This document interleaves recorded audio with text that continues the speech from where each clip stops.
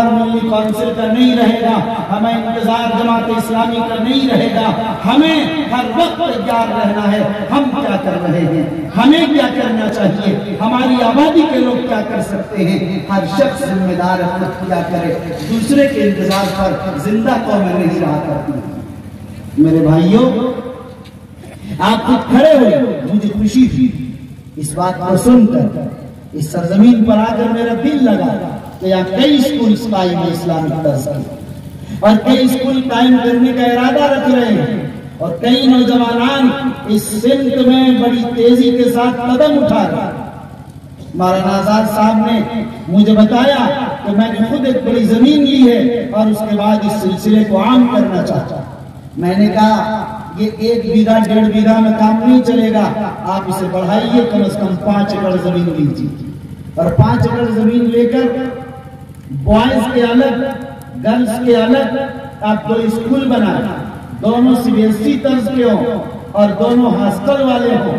Hostel سے بچوں کی ذہن سازی اور اس کی تعلیم کے ساتھ بھرپور تربیت کا انتظام صحیح معنوں میں ہو پاتا ہے، اس لیے ہاسٹل والے اسکول قائم کریں۔ لیکن مولانا آزاد ایک نہیں، ایسے مولانا آزاد اس آبادی میں 150 تیار ہوئی ہے۔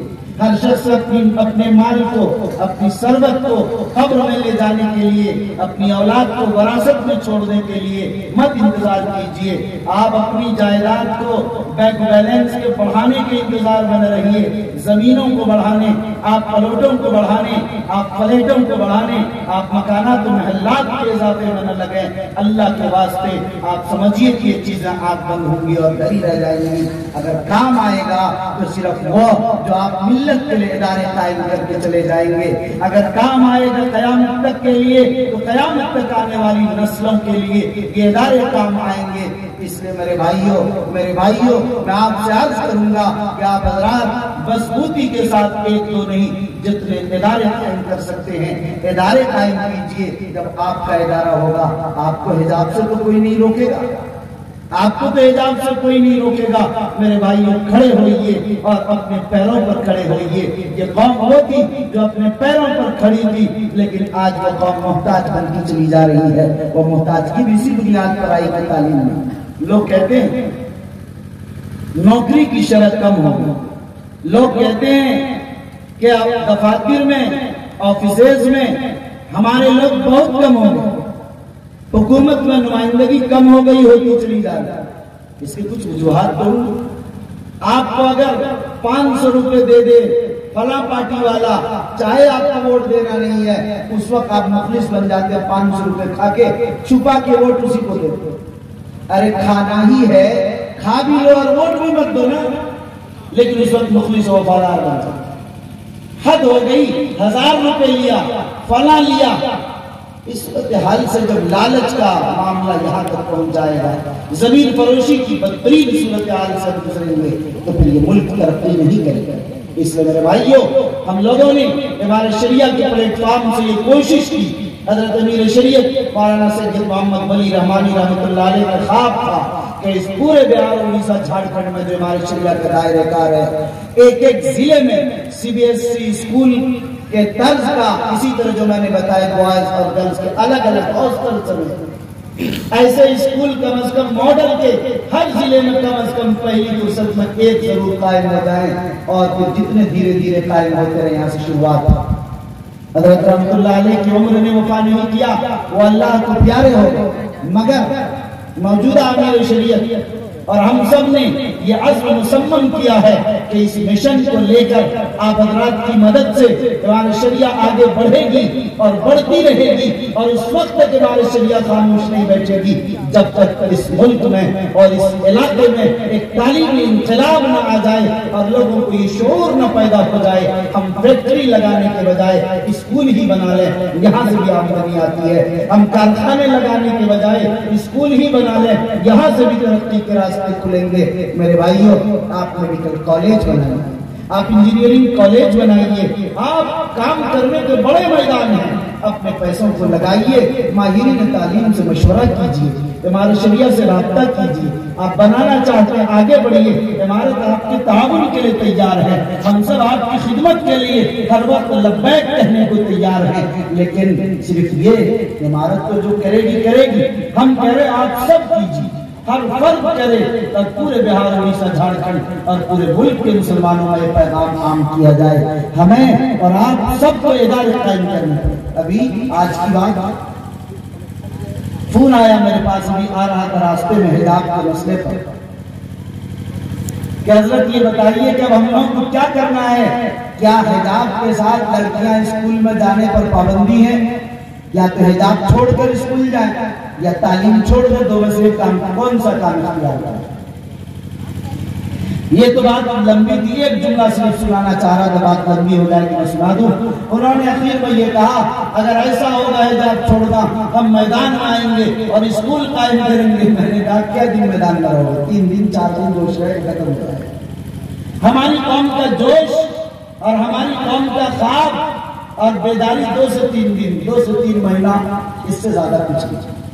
جب چوٹ لگتی ہے میدان میں نے کہا کہ میرے بھائی اللہ کے واسطے تم یہ جوش جو دکھا رہے ہو کہ پورے ملک میں ہم حجاب والے اسکول قائم کر دیں گے، بڑی خوشی کی بات ہے، لیکن کر تو نہیں سکو گے۔ بغیر حکومت کی مدد کے پورے ملک میں آپ اتنے اسکول قائم کر ہی نہیں سکتے کہ سارے بچے پڑھ لیں۔ اگر کر بھی سکیں گے تو 50 سال تک اگر آپ محنت کرتے رہیں گے تب جا کے 50 سال میں تو 2-3 نسل گزر جائے گا، بچوں کی 2-3 نسل گزر جائے گی۔ آپ اسے برباد کرنا چاہتے ہیں؟ صرف اتنا مسئلہ نہیں، حل یہ نہیں۔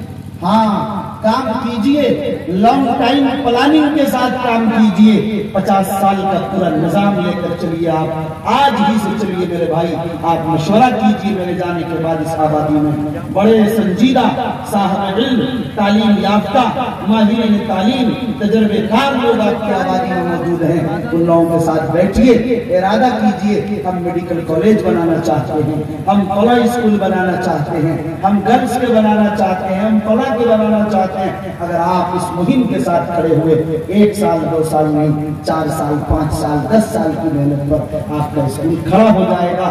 آپ ملت کے لیے کچھ تو کام کر سکیں گے آٹے و نمک کے برابر۔ کل قیامت میں آپ سے سوال کیا جائے گا، الا کلکم راع و کلکم مسئول عن رعیتہ، تم میں سے ہر شخص نگراں، اس کے رعایا کے بارے میں سوال کیا جائے گا۔ اگر تم گاؤں کے مکھیا ہو تمہاری ذمہ داری ہے پورے پنچایت کی، گاؤں کے سرپنچ ہو تمہاری ذمہ داری ہے، وارڈ ممبر ہو وارڈ کی ذمہ داری ہے۔ آپ کچھ بھی نہیں ہو، اپنے خاندان کے 10 افراد کا تو ذمہ دار ہو، تمہاری بات سننے والے ہیں۔ وہ بھی نہیں، تمہاری بیوی بچے تو سننے والے ہیں تمہارے گھر میں۔ وہ رعایا ہے، اگر وہ تعلیم یافتہ نہیں، وہ نماز اور روزے کا پابند نہیں، وہ تربیت یافتہ نہیں، وہ اللہ کی مرضیات پر چلنے والا نہیں، وہ صراط مستقیم پر گامزن نہیں، تو قیامت کے دن آپ سے سوال کیا جائے گا اور آپ بھی گرفتار معصیت اور گرفتار عذاب ہیں۔ اس لیے میرے بھائیوں، ہر شخص اپنی ذمہ داری کو محسوس کیجئے اور محسوس کر کے میدان عمل میں سنجیدگی کے ساتھ آئیے اور پوری استقامت کے ساتھ، مواظبت پابندی کے ساتھ اسکول جو قائم ہے اسے بڑھائیے، ترقی کیجیے۔ ایک بات کہہ کر اپنی بات ختم کر دوں گا، ہماری قوم میں جنون ہے، ایک تعطل ہے، اسی لیے ہمارے بچے اسکول بھی نہیں جاتے پڑھنے، کھیل رہے ہیں، کوئی نہیں پوچھتا کیوں کھیل رہے ہیں۔ آپ اس بات کو یقینی بنائیے، میں ایک تجربے کی بات کہہ رہا ہوں، مشورہ کر کے یقینی بنائیے، کوئی بھی مسلمان کا بچہ اگر روڈ پر کھیلتا ہوا تعلیم کے وقت میں نظر آئے گا، اس بچے کو پکڑ کر اس کے ماں باپ کے پاس لے جا کر ان سے پوچھئے کیا پھر آپ کا بچہ کیوں نہیں پڑھ رہا، کیا دشواری ہے؟ مالی دشواری ہے تو ہم کرنے کے لیے تیار ہیں، اسکول کی دشواری ہے ہمیں ایڈمیشن کرانے کے لیے تیار ہے، کیا معاملہ ہے؟ آپ اس کو ذمہ داری سے لیجئے تاکہ ایک بھی فرد آبادی میں بغیر پڑھا لکھا نہ رہے۔ دوسری بات، یہاں اس کے لیے جب پڑھنے لگتے ہیں 4ویں 5ویں کے بعد چھوڑ دیتے ہیں، کوئی 8ویں میں چھوڑ رہا، کوئی 10ویں میں ناکام ہو رہا، کوئی میٹرک میں چھوڑ رہا، کوئی گریجویشن تک پہنچ رہا، چند بچے بچ جاتے ہیں جسے اعلیٰ تعلیم تک پہنچتے ہیں۔ میرے بھائیوں، آپ حضرات ایک عزم مصمم کیجئے، ایک پلان بنائیے، ایک نظام بنائیے آبادی میں نے مختلف آبادیوں میں یہ نظام بنایا ہے، تعلیم کی ایک کمیٹی آپ بنائیں اور تعلیم کی کمیٹی گاؤں کی یہ نگرانی کرے کہ اگر کوئی ذہین بچہ آگے نہیں بڑھ پا رہا پیسوں کی بنیاد پر، ہم لوگ اس فنڈ سے اس کی مدد کریں گے۔ کوئی بچہ بگڑ کر چھوڑ رہا ہے، ہم ان کو بھی سمجھائیں گے، ان کے گھر والوں کو بھی، اور راہ راست پر لگانے کے لیے ہم چلیں گے۔ جیسے نماز روزے کے لیے تبلیغی جماعت نے محنت کیا اور اس پورے ملک میں ایک عبادت کا، ایک نماز کا ماحول اس ملک میں بنا، اسی طرح تعلیم کے لیے بھی آپ کمیٹی بنائیں۔ یہ کمیٹی تعلیم پر نگاہ رکھے، نیچے سے لے کر اوپر تک کے سارے سلسلوں پر، انشاءاللہ بڑی بہتری آئے گی۔ میرے بھائیوں، اگر ترقی ہوگی اسی تعلیم کے ذریعے ترقی ہوگی۔ آپ کی ذمہ داری ہے، شرعی بھی آپ کی ذمہ داری ہے، امت ہونے کی حیثیت سے بھی، ایماندار ہونے کی حیثیت سے، قرآن کو ماننے کے اعتبار سے، حدیث کو ماننے کے اعتبار سے، سرکار کو رسول ماننے کے اعتبار سے، ہر لحاظ سے، اخلاقی بھی، حکومتی بھی، ملکی بھی، سیاسی، ہر طرح سے آپ کی ذمہ داری یہی پر آ کر رکھتی ہے کہ آپ کو تعلیم کو اوڑھنا بچھونا بنانا پڑے گا۔ ہماری سارے انحطاط کا راز اسی تعلیم میں ہے جس کو ہم نے چھوڑ دیا۔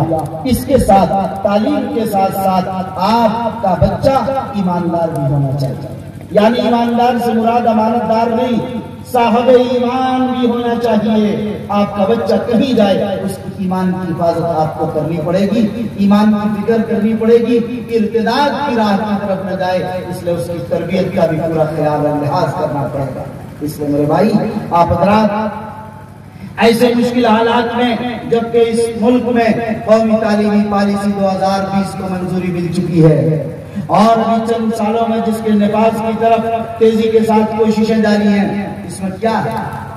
آپ جانتے ہیں کہ وہاں ہر 3 سال کے بچے کے لیے اسکول جانا ضروری ہے۔ 5 سال تک کوئی نصاب کی کتاب چھپی ہوئی نہیں ہوگی، کوئی کتاب نہیں ہوگی۔ جب کوئی کتاب نہیں ہوگی 5 سال تک، 3 سال کی عمر سے 8 سال کی عمر تک، آپ بتائیے کیا دیو مالائی کہانیاں نہیں پڑھائی جائیں گی؟ شعر کا کفر بت پرستی کی تاریخ نہیں دہرائی جائے گی؟ انہیں کیا پڑھایا جائے گا؟ اس کا ذہن کیا بنے گا؟ بچپن میں جب وہ ایمان، وہ دل، وہ قلب و جگر گندا ہو جائے گا، اس کا صاف کرنا اور دھلنا کسی ادارے کے بس کی بات نہیں۔ اس لیے میرے بھائی، اس کا نظام صرف مکاتب کی شکل ہے۔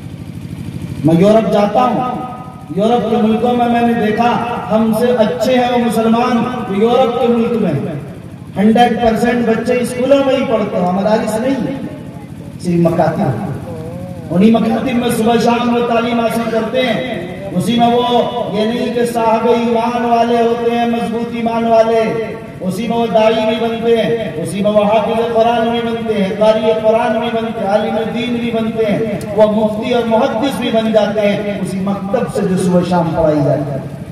اس لیے میرے بھائیوں، آپ حضرات کو آخری بات کہنا چاہ رہا ہوں، پوری آبادی میں مکتب بنانا تو بڑا آسان ہے، ہر شخص مکتب بنانا چاہیے۔ مکاتب خوب قائم کیجئے جہاں بچوں کو قرآن کی تعلیم دی جا سکے، یہ مکاتب بنائیے، اسی مکاتب کو ترقی دیجئے۔ تو اگر قومی تعلیمی پالیسی نافذ ہو گئی پوری قوت سے، مدارس اسلامیہ اس ملک میں بند کر دیا جائے گا۔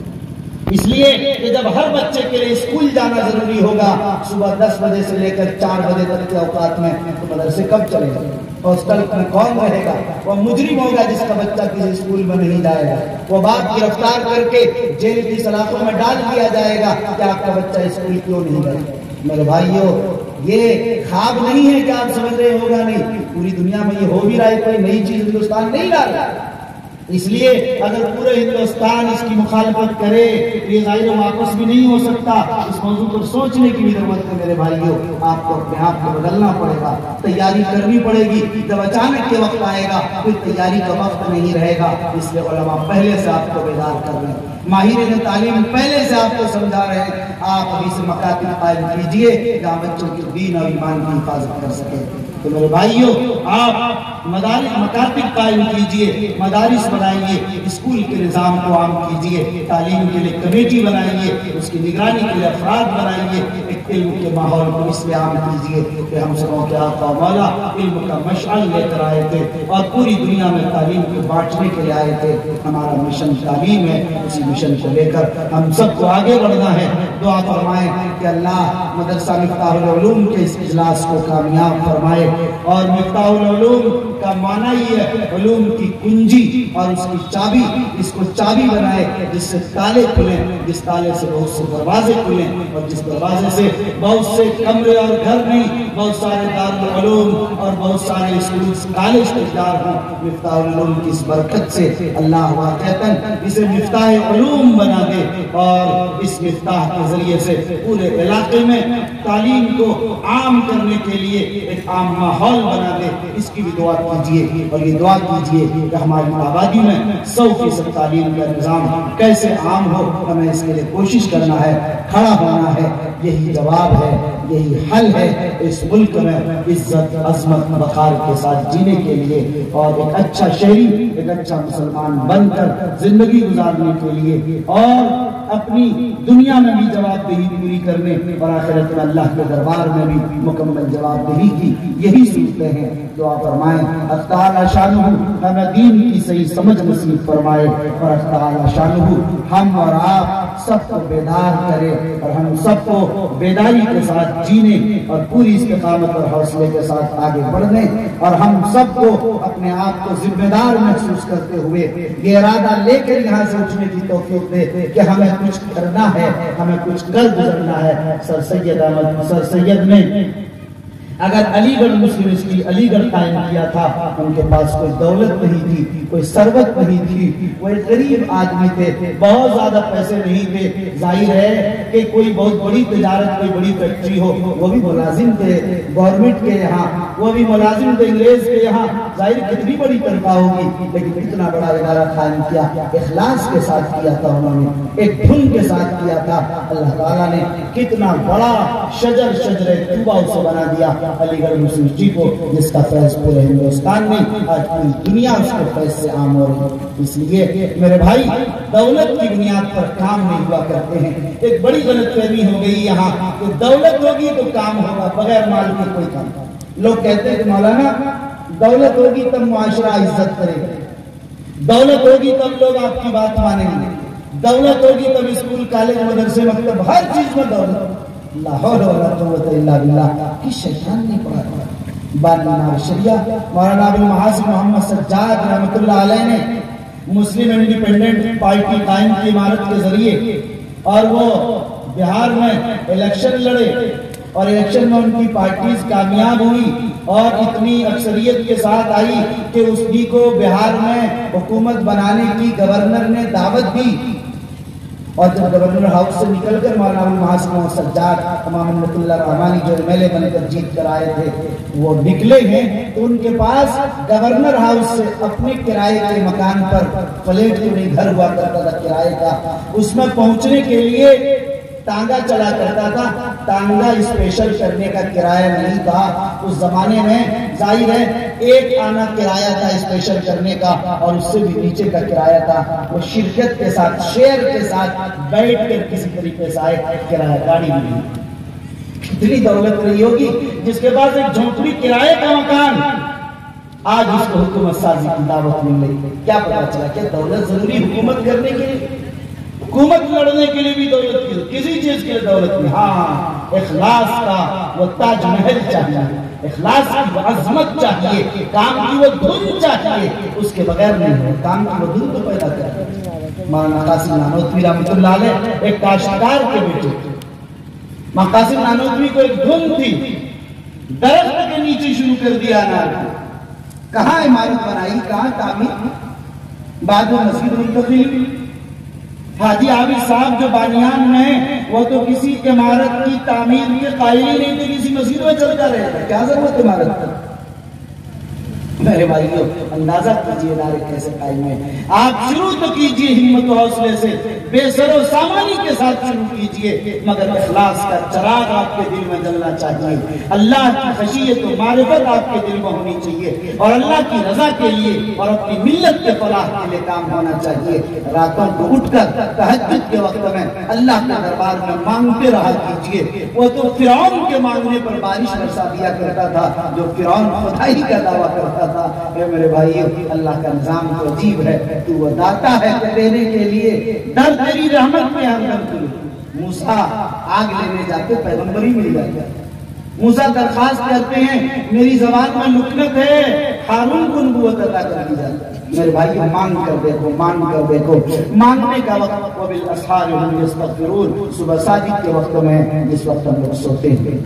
اے ملت کے نوجوانوں، اے ملت کے شاہینوں، اے ملت کے شیروں، اے ملت کے مستقبل اور روشن مستقبل، اے نوجوانوں میں آپ سے مخاطب ہوں.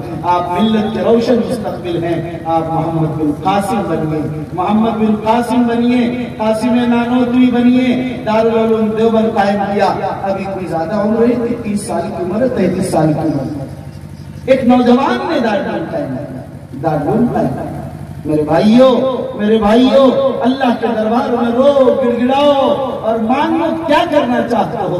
خدا وسائل دے دے گا، دروازے کھول دے گا، اتنا کھول دے گا تصور بھی نہیں کر سکتے ہیں. آپ لاچار بے یار و مددگار نہیں ہیں. آپ اتنا کام کر کے اس دنیا سے جائیے کہ جب آپ مریں دنیا روتی رہے. ایک چراغ جلانے والا شخص چلا گیا. اس طرح نہ جائے کہ دنیا میں کوئی رونے والا بھی نہ. کام کیجئے، کرتے کرتے مریے. جمود و تعطل کو چھوڑ دیجئے. مزاج میں تحریک، انقلاب، محنت، حوصلہ، جذبہ، شجاعت، بہادری، حوصلہ پیدا کیجئے. یہ وہ صفات اور اوصاف ہیں جس کی بنیاد پر انسان ترقی کرتا ہے. دعا فرمائیں حق تعالی شانہ اس ادارے سے بننے والے ان حفاظ کو قبول فرمائے، اور حق تعالی شانہ ان کے والدین کو قبول فرمائے، ان کے اساتذہ کو قبول فرمائے، ان کے ذمہ داران کو قبول فرمائے، اس کے معاونین و مخلصین کو قبول فرمائے. اب ہاتھ اٹھا لیں اور درود شریف پڑھ کر دعا کر لیں.